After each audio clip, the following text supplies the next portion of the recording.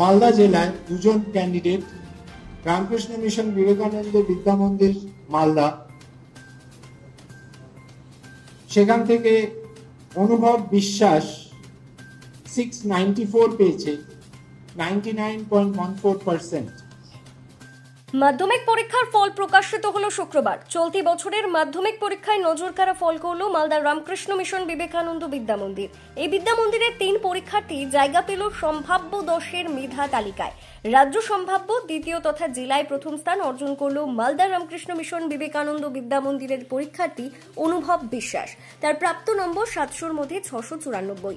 এছাড়াও এই বিদ্যালয়ের আরও 2 পরীক্ষার্থী মেধা তালিকায় ঠাঁই পেয়েছে। তারা প্রথম 10-এর সম্ভাব্য মেধা তালিকায় 8ম স্থান অর্জন করেছে। 8ম স্থানাধিকারী 2 পরীক্ষার্থীর মধ্যে একজনের নাম সৃজন প্রামাণিক এবং অপরজনের নাম অরিত্র সাহা। দুজনেরই প্রাপ্ত নম্বর 688।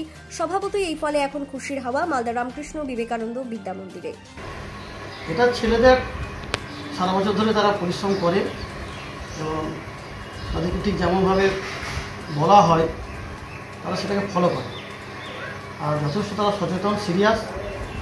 ছাত্র, শিক্ষক, গার্জেন সকলেই ছেলেদের পড়াশোনার বিষয়ে খুব সচেতন, যার একসঙ্গে বলতে পারি সামগ্রিকভাবে সকলেই খুব সচেতনভাবে পড়াশোনাটাকে নেয়, তারই এটা।